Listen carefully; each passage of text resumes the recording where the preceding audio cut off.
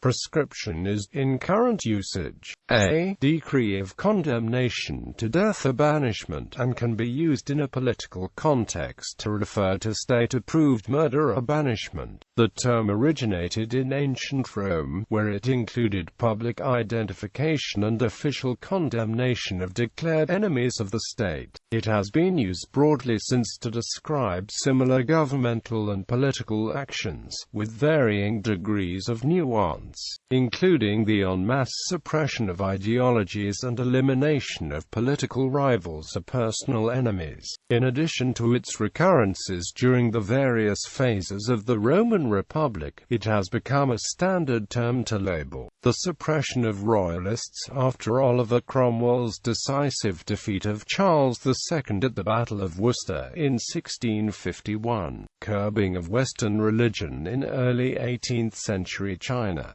the banning of Highland dress following the Jacobite Rising of 1745 in Scotland, atrocities that occurred during the Reign of Terror phase of the French Revolution, the mass deportations of English and French workers from Russia in mid-19th century, with the onset of the Crimean War in the 20th century, such things as the efforts of the Labour Party in England to prevent communist entryism through blacklisting propagandizing persons and organizations, the broad prohibitions of Jewish cultural institutions and activities in the Soviet Union after the birth of the State of Israel in 1948 and the onset of the 1948 Arab-Israeli War, the political violence that occurred in Argentina against Peronists after the exile of Juan Perón in 1955. Proscription of 82 BC. An early instance of mass proscription took place in 82 BC, when Lucius Cornelius Sulla was appointed Dictator Rei Publici Constituende. Sulla proceeded to have the Senate draw up a list of those he considered enemies of the state and published the list in the Roman Forum. Any man whose name appeared on the list was ipso facto stripped of his citizenship and excluded from all protection under law. Reward money was given to any informer who gave information leading to the death of a proscribed man, and any person who killed a proscribed man was entitled to keep part of his estate. No person could inherit money or property from proscribed men, nor could any woman married to a proscribed man remarry after his death. Many victims of proscription were decapitated and the heads were displayed on spears in the Forum. Sulla used proscription to restore the depleted Roman treasury, which had been drained by costly civil and foreign wars in the preceding decade,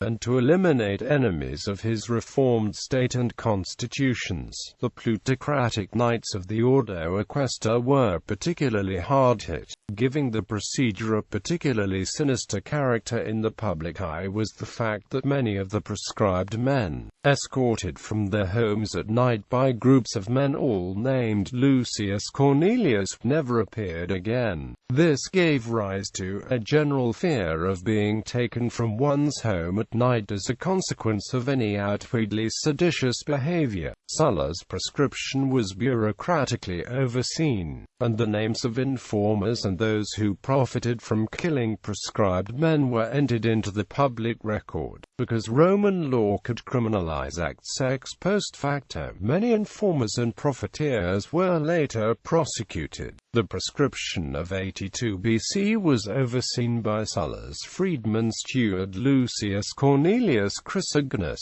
and was rife with corruption. Proscription of 43 BC. Proscription was revived by the second triumvirate of Octavian, Marcus Aemilius Lepidus, and Mark Antony, in November 43 BC. Again resorted to proscription to eliminate political enemies and replenish the treasury. Some of the proscribed enemies of the state were stripped of the property but protected from death by the relatives in the triumvirate. Most were not so lucky. Amongst the most prominent men to suffer death were the orator Cicero, his younger brother Quintus Tullius Cicero, and Marcus Favonius.